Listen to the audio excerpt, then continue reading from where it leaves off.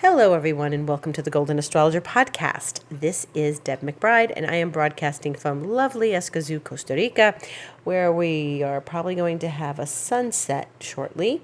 And it hasn't rained all that much today. Actually, it rained earlier. But today is August 15th, 2021, and in Costa Rica, that is a special day. It is Mother's Day today, and Mother's Day here always occurs on August 15th. So if it's a Wednesday, it's Mother's Day, and things close down. The shopping mall probably doesn't, but some small businesses, yes, they are going to close on Mother's Day, and some businesses don't do business on Mother's Day. So it is like a national holiday. So if next year we have Mother's Day on Monday, which we probably will, it will be a holiday and shut down. And if you have someone who works that day, then I think you need to pay them time and a half or something. There's a rule about that with holidays here. But in any event, August 15th is Mother's Day in Costa Rica, and stores close, and it is taken very seriously. And it's not like the second Sunday in May or something. It's always a different day. So happy Mother's Day to all the mothers in Costa Rica. And there's a couple things. Before I go into the astrology, I would like to discuss some astrology that I noticed the other day. All astrologers are not alike. And those of you who explore astrology on a deep level know that all astrologers are not alike. People have their specialties, right? I have my specialties. Other people have their specialties. We fall into these things that fascinate us, etc. So, however, there are lots of news outlets and astrological places that you get information about astrology, and maybe you get something from one place and it doesn't agree with what you read someplace else, and sometimes there's videos and it's confusing, and I think since the internet has evolved, it's better for astrologers because we get our voices heard more than we did in previous years before the internet. But, you had to write a book, or you had to write for a magazine or something before. We had to take an ad out. It's very complicated before. But the internet has opened up the door for astrologers. And some information is very good. Some information is not. And someone with my level of experience, who's been doing astrology most of their life, can tell the not so clear, not so good astrology with the blink of an eye. So the other day I happened upon, I think it was Friday, I happened upon a news outlet, a popular news outlet that has lots of news from different sources. And don't ask me why I went there. Somehow I went there because I don't really look at the news. I try to stay positive in my brain. And so I wound up, because I think what caught my eye was this headline: what signs are not having a good day, or something like that, on Friday? Or like, why is this astrology not good for these signs? Why is Friday's astrology not good for these signs? Something like that, of course is eye-catching. You want to know, which signs are you talking about? These are very catchy news titles that I'm sure that the astrologers or the people who are writing these columns are being told to write something that's going to pull the person in. Well, that's the nature of news, right? So, and I say people writing these columns, and just as an aside, I knew someone in Brooklyn, a very nice person, who was a musician, not an astrologer at all, and she wrote the astrology column for a popular woman's magazine. And this was many years ago, but she did not know astrology at all. So if you don't know the astrologer's name and you don't know anything about them, you have to make sure that they're really an astrologer. That's number one, because this woman I knew, who was very nice and a very good musician, she just made up whatever she felt like it for this popular woman's magazine, which is not good, but as from an astrologer's perspective. And I'm sure people hung on those words. So anyway, so that's something to be aware of. The other thing is that in this column, so I had to go look at it, right? And I was thoroughly annoyed. Of course I was. Any real astrologer would have been, because this person, whoever they were, I don't remember who they were, and I don't remember the news outlet, and it's better that way. They gave this horrid forecast. These three signs are going to have a bad day on Friday. Now, albeit, I tell you, I had a weird day on Friday, and it was not for me, that article, okay? I was not one of the signs listed. Aquarius was not listed, but apparently other people were. And this would be what I would estimate to be a scary article for people who don't know. So when you see articles like this, why it's going to be a bad day, stay away. I can go through and filter them because I can tell you that what they're saying is false. Now, some of the things they talked about in the article, here are the aspects. The sun is sextiling, or the moon is sextiling the sun. The sun is something was trining Jupiter, something was, so sun trine, that's a good aspect. Sun trine, something trine Jupiter is a good aspect. It was moon trine Jupiter, moon sextile sun, the moon going into Scorpio. All of those were ridiculous. This is why. And the moon was squaring Pluto. So I'm looking at my little calendar for Friday, and the 4 aspects that happen on Friday were 4 aspects that happen every month. Okay? These aspects happen all the time. And they are very mild and fleeting aspects, okay? So if the moon is sextiling the sun, that's a smooth aspect, okay? The moon trining Jupiter, that is a really good aspect. And these are opportunities. These are interesting and good, and they make us feel better in our week. They lighten up our spirits. The moon is our mood, right? So these are all, the moon was going from Libra to Scorpio. So the moon is in Scorpio. Yeah, the moon's in Scorpio every month. Every month the moon is in Scorpio. And they were acting as if the 4 of these things happening on the same day was unusual. It probably is not, considering where the planets are. It's not. This was really, it made a little bit of smoke come out of my ears. This is really not helpful to people in the long run. So before you take seriously what a person says as a so-called astrologer, you should do your homework, okay? And if you like and you have your favorite astrologers, you should listen to them. And, it's important to be reasonable within the scope of what we're discussing with people, because this freaks people out. And I have had people tell me that, well, I have friends that don't go to astrologers because they're afraid they're going to hear something bad. Yeah, because they read articles like this. And this is only to get people in to read the article, okay? And then if somebody tells you something's like bad for your sign, well, then you're going to keep coming back, right? When is it going to be good? When are they going to tell me it's going to be good? Because you're hooked. Look, don't do that, okay? Go to your favorite places who you can rely on, because they're telling you the truth, and they do it with compassion and empathy. And, they are real astrologers, okay? So obviously I'm a real astrologer. You're listening to me, I'm a real astrologer. My friend Ann Ortley, she's a real astrologer. My friend Whitney Howard, who is probably listening to this, she has Starland Alchemy. She's a real astrologer, okay? The Astro Twins, they're really astrologers, okay? Go to them. That's enough. Me, all those other 3 gals, they're good astrologers. My teacher, Michael Luton, he's a really good astrologer, but he puts up really bizarre, hilarious things. And it's where he is and what he does. And he is a really good astrologer, and he does really good work. But sometimes he's a little hard for people to understand. But he's good for an astrological chuckle.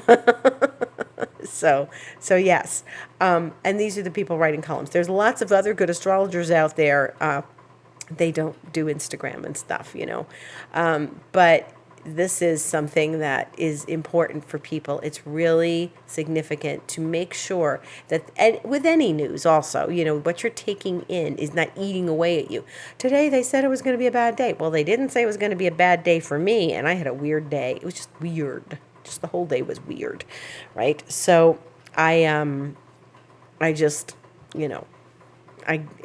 went on with my day and did not indulge it too much. But I felt it was necessary to discuss at a great level because I want people to enjoy astrology, to embrace astrology, and use it as a tool for enlightenment and to help themselves, for advice and to feel like their life is being supported, not being, taken from them. So when you see titles like that, it's like, no. No, that's not a good astrology article.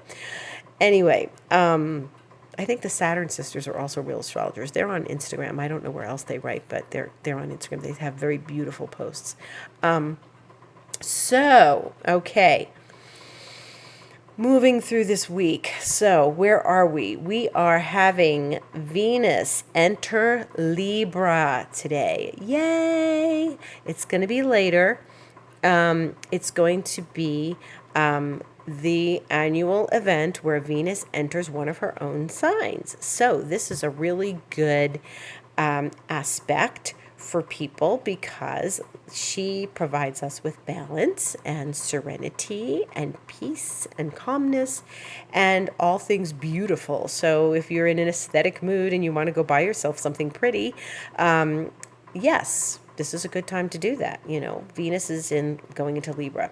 She'll be there, around a month or so. And she is, glistening in Tiffany's window, like I said last week. And she, Venus in Libra is a good place for Venus. And so I think we're going to get some serenity from this, and we're going to get some peace and quiet and so I hope some smoothness, because we have to, and Libra's like about peace, they really do love their peace. They don't like all sorts of chaos. They don't like messy. They like peace. And we want to be sure that we are in a peaceful place when we go into our day. I think that things have been particularly weird and complicated, and I blame Mars in Virgo. I blamed it on Instagram yesterday. It's certainly what's been irritating me. Mars in Virgo does cross over a lot of planets for many people who have planets in Virgo. And Mercury is joining Mars now, so it's the two of them together. So it's sharp words, it's fast words, it's words that might sting a little bit because it's Mars. And they're not in stinging, Virgo is not a stinging sign, but it's a critical sign. And so Mercury rules Virgo, and it's in its own place, and now Venus will be in its own place. And Leo, the sun is in Leo for another few days, and it will be in its own place. So we have lots of things in the dispositorship of their own homes. Okay, but Mars and Mercury together are, that's going to happen on Wednesday. Mars and Mercury are going to conjunct on Wednesday. And, I was saying yesterday on Instagram that those of us who have planets in Virgo are going to feel these Mars-Mercury things going over our planets, and they may irritate us somewhat. Virgo, again, can be nitpicky, a little perfection-oriented, but also very hardworking.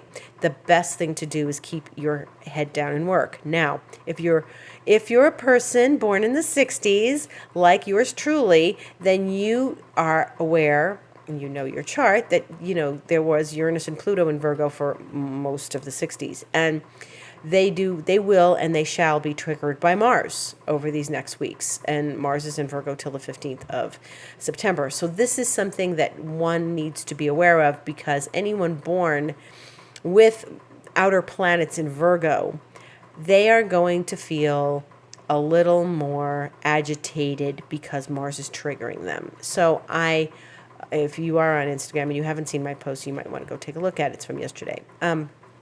So this is where I want people to be aware and transcend and not get into arguments. Mars is, definitely an argumentative planet, and it loves a good argument. Any Aries will tell you that. Anyone like me with Mars on the sun will go, we like that too. So So I try to raise my standards and transcend this kind of energy and not be critical and nitpicky and let everybody have their opinion. And I have been in like a number of different conundrums in the last week or so since Mars has been in Virgo with a variety of different people, and I feel that it is triggering a lot of stuff for people. And so everybody has an opinion, and everybody digs at people, and they think they're right. And Virgo thinks they're right a lot of the time because if they think that they're, they can be critical. But then again, they're extremely humble people. So they don't tell you, like Aquarius, like we do, we think we're right. But, this is something where I think people can be criticized or feel wounded. And this is something that we need to be aware of. And we need to use our words wisely, Mercury and Virgo, and not allow ourselves to be criticized for our own beliefs or our own actions. Okay, Mars. And so Mars in Virgo is something that I think it only happens once every 2 years, but I think it can be a bit uncomfortable. I'll be nice, uncomfortable. It is best used, Mars is best used taking action.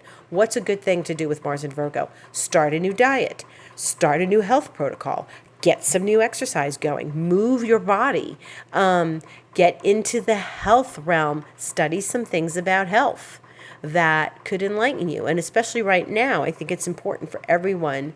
We have the responsibility to inform ourselves about health. And that doesn't mean the mainstream narrative necessarily. That means digging in a little more and looking at ways that we can support our own health and take responsibility for our own health in ways that are comfortable for us. If that means taking more vitamins, great. If it means doing something else, great. Whatever it is that makes you feel good and that you are going to take responsibility for, then I suggest, doing that as far as health is concerned. Maybe you want to start running. And you're going to be responsible for that. You're going to get a good, solid pair of running shoes. You're going to not injure yourself, and you're going to take it easy and take one step at a time as opposed to diving in and running 5 miles the first day. I ran 5 miles today. And then you're like completely sore and can't get out of bed tomorrow. It's all about taking in what you can and being responsible for what you signed up for, no matter what it is, whether it's mainstream or whether it is not. Okay, so that's Mars and Mercury in Virgo. Moving right along, the big news of the week is that the planet Uranus is going retrograde. And it's going to do this on Thursday the 19th. And it's going to be doing that in the evening hours in my region of the world. So Uranus is going retrograde. This is big because it is the last of the planets, the outer planets, going retrograde. That means that Neptune has been retrograde, Pluto's been retrograde, and now Uranus is going retrograde, but Saturn and Jupiter are also retrograde. And this is important because now all the big guns, the big guys, the outer planets, are all stepping back and asking us to be aware of our inner motivations, okay? So, and they ask us to go back and review where we have been in these months. Now, Uranus is going retrograde at 14 degrees of Taurus, and then it is going to go direct at 10 degrees of Taurus, which is not until January 18th of next year. So Uranus is the planet of innovation. It's the planet of chaos. It's the planet of things being turned upside down, expecting the unexpected. It is one of those times when you don't know what you're going to get because that's the nature of Uranus. So if it's going back over planets that you have, now 14 degrees Taurus to 10 degrees Taurus is going to be the hot spot. And if you are having planets in Taurus at those degrees, or Scorpio, Aquarius, and Leo, you are going to feel this transit more than everybody else because they're going to be squares and oppositions to your planets. And Uranus is stepping back to help us not just embrace our own innovation and our own, Uranus is very creative and our own creativity, but it's also asking us to where we've been, where we've changed things in these last months. Where do we want to change things? And remember, Uranus is in a dance with Saturn. So they will come together one last time in that square at the end of the year, December 24th. But they are also really very much about, breaking free, Uranus, from the old paradigm and breaking free from things that you have been down that road 1,000 times and where you don't want to repeat yourself and out of fear. Saturn is where we have to go confront our fears and anxieties. And it is not necessary to keep going back down the same road. Uranus is telling us that. And Uranus is saying, well, hey, it's time for you to embrace change. And we're being given the opportunity from, this week till January to see where maybe we have done some embracing of change, but where we need to sort of relearn the lesson about what changes we wish to embrace and how to implement them. And Uranus is always topsy-turvy. So if things get a little weird this week, okay, so they get a little weird this week. So let it be weird, accept it. And Uranus is also a bit of an agitated planet. When you get Mars with Uranus, which is not happening this week, you get agitated people. When you get, maybe Venus with Uranus, maybe you have a little bit of a thing with your loved ones, and so on and so forth. But Uranus is definitely asking us to step back, look at where we have needed to make changes in our lives, and maybe where the change is asking to be made, and we have to review it and really let go of the past to embrace this change. Okay? And I can just say change, but it's not just change, it's innovation, it's what you might be afraid of embracing because, oh my goodness, my life as I know it will not be the same. Yeah, that's what outer planets do.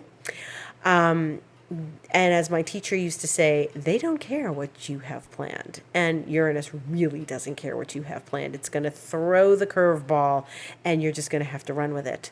And you are going to find places in these next months that you thought you embraced the change deeply, but maybe you need to go another level within to get to the other side of this. It's complicated. Outer planets are not obvious. They work on the collective, the collective unconscious. They work in ways of our own subconscious minds and what we are not necessarily aware of. When planets go retrograde, things come from the subconscious to the surface to assist us in releasing our old patterns. And that's why it's good to have a retrograde planet every now and again, because you get to go in and find out where the old pattern is and how you can sweep it out of the cobwebs of your subconscious. Everybody loves to hold on to old stuff, don't you? Don't you have a closet full of things that you don't need? And if somebody who came in and was an organizer and said, you don't need these, and you'd say, yes, I do, because these 3 reasons, and I've had them, and it's the same thing with your mind. It's the same thing with your mind. Your mind holds on to stuff, and we get triggered, and we get reminded, and we get, we get to hold on to things, and then something comes along like Uranus retrograde and says, you really don't need this anymore. Saturn wants to hold on to this, but I'm telling you to throw it away. Okay, so clear out your closets, and so here we are clearing out the closets of the subconscious mind and how important that is. Taurus is material goods. You may literally be clearing out your closets. It's I can't wear this anymore. So that's always a good shift. You feel different when you've cleaned out the drawers and the closets and stuff. It's sort of like that. It's that relief, that release, that difference in what you had before and what you don't need anymore. And it's good to let go of things, let go of sometimes we have to let go of relationships. Sometimes we have to let go of friendships. Sometimes we have to let go of the past. Sometimes we have to let go of just a comment that was made to us and not get to an Uranian snit, which is, I know better than you. So, in any respect, that is the big one of the week. Uranus is going retrograde. Now, of course, it's Sunday. It's happening Thursday. It's happening. This is it. We're already in it. Uranus is stopping in the sky. So if you say, well, Deb said Thursday, but today is weird. You say that on Monday. Well, that's it, babe. And maybe you don't feel it right away. You feel it Saturday. Maybe you wake up on Thursday morning and you go, oh, God. I'm so glad it's the end of the week. But on Thursday, a happy aspect, the sun is opposing Jupiter. And the sun is opposing Jupiter as it gets ready to leave Leo because Jupiter is at the end of Aquarius. So that is sort of a mitigating thing. The sun, Jupiter, we get to look at where we feel enlightened, where we get to look at where we feel our philosophical beliefs are, we get to shine a light on our philosophical beliefs. It's an opposition. Be careful about overindulgence. Be careful about, overconfidence. So especially with Uranus doing a turnaround that day. So Thursday's going to be interesting. The sun opposite Jupiter only happens once a year, and because the sun does not go retrograde, and the sun is the faster moving planet. So Jupiter gets this opposition from the sun every year, and we can open our minds a little more, open the door a little more. And, with Uranus being the ruler of Aquarius and Jupiter is in Aquarius, this is all connected. So this is about innovation. This is opening your mind, opening your heart, opening the corners of your mind that were resistant to ideas that may not necessarily be what you thought before. So we all have to be open-minded, okay? Yeah. Now, what we are now looking at then, after that, is next Sunday when we meet again on this lovely podcast, we are having another full moon. And the full moon from several weeks ago, right now it's 3 weeks ago, but next week when we have the full moon, it will be 4 weeks ago, that we had an Aquarius full moon. So this is the blue moon. This is the second Aquarius full moon within 4 weeks. And so this happens not very often, and that's why there's the expression once in a blue moon. And it's called the sturgeon moon. You'll have to look in your farmer's almanac for that reason, because I don't remember it. And so this is very interesting because it is at the very end of the sign. So it is at 29 degrees Aquarius, and it's in the, early morning, this region of the world. For me, it'll be about 6 a.m. and Eastern time, it'll be about 8 a.m. And what's going to happen is the sun will be at 29 degrees of Leo, which is aligned with the fixed star Regulus, which is the king. And it will be opposite the Aquarius full moon at 29 degrees of Aquarius. So we are at the very edge, the ending of the Leo time period. We are at the ending of the relationship that the sun is having to Jupiter, which is happening a couple days before. We are leaving Leo behind. We are going into Virgo. And in fact, the sun will enter Virgo in the afternoon on the same day as the full moon. So the full moon is going to happen. The sun will, the moon will oppose the sun, and the sun will move on to Virgo later that day, a few hours later. So this is next Sunday is a big one. We're going to have a full moon, and then the sun moves on. And so why I brought up Jupiter again is because Jupiter is very close to the full moon. So the moon will conjunct Jupiter hours before it makes the opposition to the sun, that is the full moon. But to my estimation, this is a full moon with Jupiter in Aquarius, okay? And I would consider that. So there's going to be, it's not just going to say, hi, Jupiter, bye, Jupiter. Okay, now the sun. This is all getting revved up for the same dynamic. And this is all very connected, because when that sun and Jupiter oppose on Thursday, we're starting that opposition, the sun opposite the moon, and Jupiter is involved in this, and Uranus, because Uranus rules Aquarius. And this is where the full moon is occurring, in Aquarius. So this is a very Aquarian, Uranian week. And so especially the latter half of the week is in this Aquarian realm, which is, again, definition, a little chaos, a little bit of very high intellect, interest in things like science and technology. We may hear some announcements about technology. Aquarius is, the person who might be contrary, but also brilliant, but also genius, but also crazy, but also chaotic. All of those things. And most importantly is you never know with Uranus, okay? You and I can sit down and write down 1,000 things, as I've said many times on this podcast, 1,000 things that could happen during this full moon and Uranus station.